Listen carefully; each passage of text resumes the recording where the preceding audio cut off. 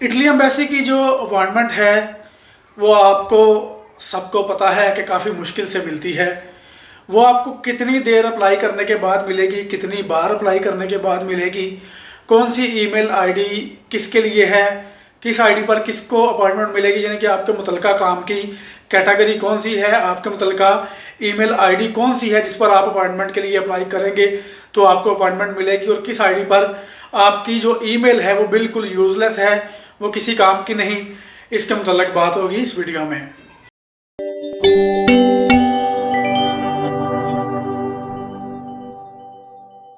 अस्सलाम वालेकुम, welcome to UI consultant. UI consultant में खुशामदीद। उम्मीद करता हूँ आप सब खैरियत से होंगे। और इटली एम्बेसी की अपॉइंटमेंट के लिए जो आप एम्बेसी को रिक्वेस्ट करते हैं ईमेल के थ्रू, और ये सबको पता है कि वो काफ़ी मुश्किल से मिलती है, तो उसमें जो अपॉइंटमेंट मिलने का टाइम है, इसमें जो मेरी ऑब्जर्वेशन है, जो मैंने चीज़ देखी है कि कितने टाइम अप्लाई करने के बाद, कितनी दफ़ा अप्लाई करने के बाद, कितना अरसा अप्लाई करने के बाद आपको अपॉइंटमेंट मिलती है, और किस आईडी पर आप अपॉइंटमेंट के लिए अप्लाई करें तो आपको मिलती है और किस पर आपको नहीं मिलती, इसकी मैं आपको तफसील बताऊंगा।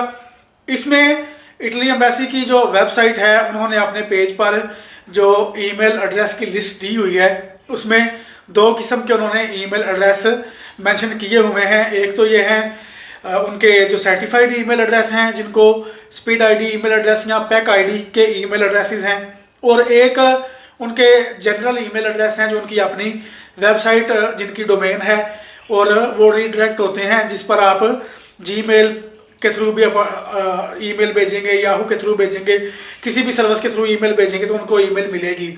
जो पैक एड्रेस हैं वो तो हैं मखसूस लोगों के लिए। पैक एड्रेस पर ईमेल सिर्फ पैक एड्रेस वाले ही भेज सकते हैं। रेगुलर ईमेल वाले, जीमेल वाले या हॉटमेल वाले, याहू मेल वाले, आउटलुक वाले कोई भी पैक एड्रेस पर ईमेल नहीं भेज सकता। पैक पर सिर्फ ईमेल भेजेंगे पैक वाले, और बाकी उनकी जो रेगुलर आईडीज हैं उन पर रेगुलर चैनल वाले लोग भी अपॉइंटमेंट जब अप्लाई करेंगे तो उनकी ईमेल एम्बेसी को जाएगी। एम्बेसी को ईमेल करने के लिए जो लीगलाइजेशन की अपॉइंटमेंट है उसके लिए अलग ईमेल है, और वीज़ा की अपॉइंटमेंट के लिए अलग ईमेल है, और स्टूडेंट वीज़ा के लिए अलग एक उनकी ईमेल उन्होंने कैटेगरी रखी हुई है। तो सबसे पहले कवर करते हैं पैक को, क्योंकि पैक पर जो ईमेल एड्रेस है उन्होंने उसमें से एक एड्रेस को बीच में से निकाल दिया है। एक एड्रेस उन्होंने मुकम्मल तौर पर बंद कर दिया है, जो कि कौंसलारे का ईमेल आईडी थी, जो बॉक्स था जिस पर आपको लीगलाइजेशन की अपॉइंटमेंट मिलती थी। यानी आप अपनी इटालियन पैक आईडी से एम्बेसी को जब लीगलाइजेशन की अपॉइंटमेंट की रिक्वेस्ट करते थे तो आप जो कौंसलारे वाली पैक आईडी है उस पर ईमेल भेजते थे, तो उस पर आपको लीगलाइजेशन की अपॉइंटमेंट मिलती थी, जिसको अब उन्होंने मुकम्मल तौर पर बंद कर दिया है। अब ये आईडी काम नहीं करेगी। अब इन्होंने काफ़ी अर्से से बंद की हुई है, इसका मैंने पहले भी वीडियो में जिक्र किया था, तो इस वीडियो में इसको शामिल कर रहा हूँ क्योंकि ये पहले ईमेल एड्रेस उनका था।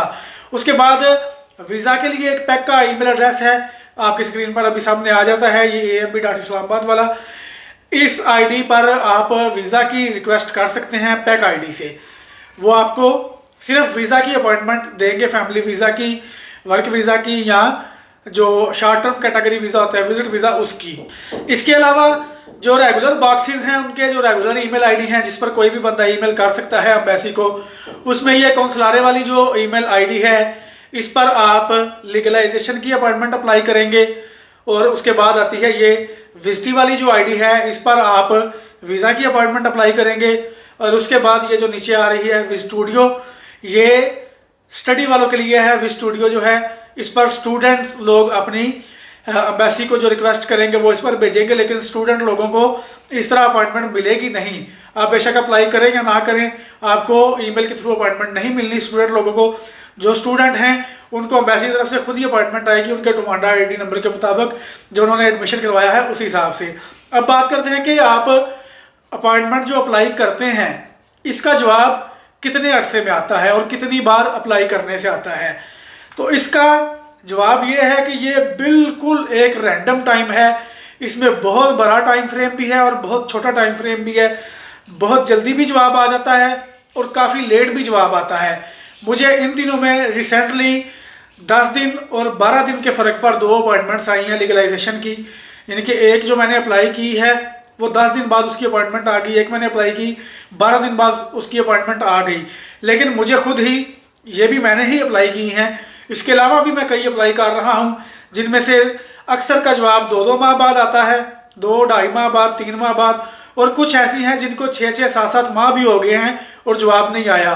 बल्कि एक जवाब तो ऐसा भी है जो क्लाइंट मुझसे 7-8 माह पूछते रहे हमारी अपॉइंटमेंट हुई है कि नहीं हुई, मैं उनको बताता रहा कि अभी नहीं हुई, अभी नहीं हुई। उनका 10 माह बाद उनकी अपॉइंटमेंट का रिप्लाई आया, उनको अपॉइंटमेंट की डेट मिली, एम्बेसी की तरफ से डायरेक्ट एम्बेसी की अपॉइंटमेंट मिली। और जब मैंने उनको इस चीज़ की इतला दी कि आपकी अपॉइंटमेंट हो गए, तो वो कहते हैं जी कौन सी अपॉइंटमेंट, हमें तो चाहिए ही नहीं, क्योंकि हमने एजेंट के थ्रू अपॉइंटमेंट ले ली थी और हमारे तो डॉक्यूमेंट्स भी लीगलाइज होकर हमें मिल गए हुए हैं, तो अब ये अपॉइंटमेंट हमारे किस काम की। यानी कि 7-8 माह वो मुझसे पूछते भी रहे हैं। उन्होंने जब मेरी तरफ से कुछ नहीं हुआ तो उन्होंने एजेंट के थ्रू अपने डॉक्यूमेंट सबमिट किए और उनके डॉक्यूमेंट्स उनको लीगलाइज होकर मिल गए। तब जा करके उनकी ईमेल का रिप्लाई आया और उनकी अपॉइंटमेंट का रिप्लाई मुझे एम्बेसी की तरफ से आया और उनको अपॉइंटमेंट दी गई, जो कि उनके किसी काम की नहीं थी। तो एम्बेसी की तरफ से अगर चले 6 माह बाद आ जाए जवाब, अपॉइंटमेंट आ जाए, 3 माह बाद आए, 4 माह बाद आए, अपॉइंटमेंट आए तो ठीक है। लेकिन बाज़ औक़ात ऐसा भी होता है कि जब आप 6 माह 7 माह से अप्लाई कर रहे हैं, इतना लंबा टाइम आपने इंतज़ार किया है, और आखिर में आपको जवाब में ये लेटर आ जाए जिसमें यह लिखा है कि जनाब आपने तो अपॉइंटमेंट सही से अप्लाई नहीं की, आपका फॉर्मेट ठीक नहीं था, आपने डिटेल सही मेंशन नहीं की, आपने PDF फाइल सही अटैच नहीं किया, आपने ये अटैच नहीं किया और आपने ये इजाफी अटैच कर दिया है, ये पेपर हमें नहीं चाहिए था, ये और जो चाहिए था वो आपने भेजा नहीं है।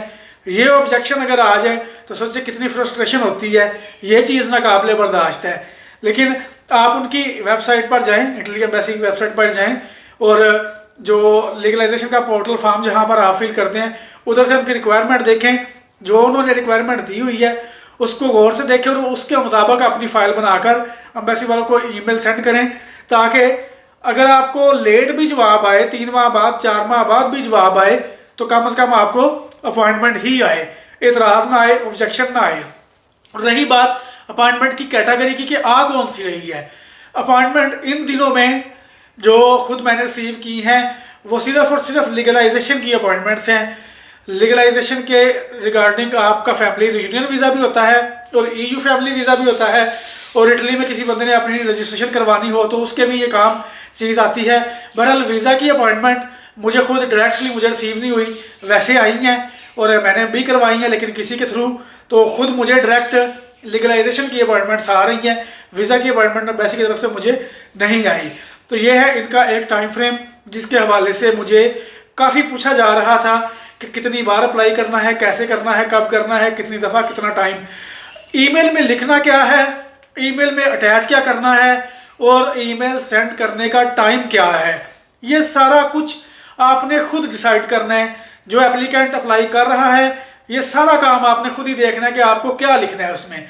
मैं जब किसी की अपॉइंटमेंट अप्लाई करता हूँ मैंने कभी भी कॉपी पेस्ट वाला सिलसिला नहीं किया कि जिस पर मुझे अपॉइंटमेंट आई थी वो मैटर मैं कॉपी करूं और उसी को पेस्ट करके तब्दील करके नाम और contact number, ID card number वगैरह चेंज करके उनको भेज दूं। मैंने खुद कभी ऐसे नहीं किया, इसलिए कि इसका कोई फॉर्मेट इस तरह जमता ही नहीं है, इस तरह बनता ही नहीं है। जब भी अपॉइंटमेंट अप्लाई करनी है मैं तो नए फॉर्मेट से ही करता हूँ, हर किसी के लिए नया लिखता हूँ, जो उस वक्त जहन में आए, जो उस वक्त मुझे सही लगे वो मैं लिख देता हूँ, वो मैं अटैच कर देता हूँ और अल्हम्दुलिल्लाह अपॉइंटमेंट्स आ जाती हैं। शुक्र है कि रुकी नहीं रहती। कुछ होती हैं कि जो काफ़ी अर्सा 6-6 माह 7-7 माह नहीं आती, लेकिन ज़्यादातर यही है कि 2-2.5 माह में 3 माह में अपॉइंटमेंट्स आ जाती हैं। ईमेल का एड्रेस आप देख लें, अपनी कैटेगरी आप देख लें और अपने डॉक्यूमेंट्स आप देख लें। अगर इन चीज़ों का ध्यान रख कर आप अपॉइंटमेंट अप्लाई करें तो आपको अपॉइंटमेंट आ जाएगी, एम्बेसी की तरफ से आपको रिस्पॉन्स लाजमी आएगा। तो ये रही आज की वीडियो, जो कि उम्मीद करता हूँ आपके काम आएगी। वीडियो को पसंद आ जाए वीडियो को लाइक करें, मुझे दुआ में याद रखें। खुदा हाफिज़।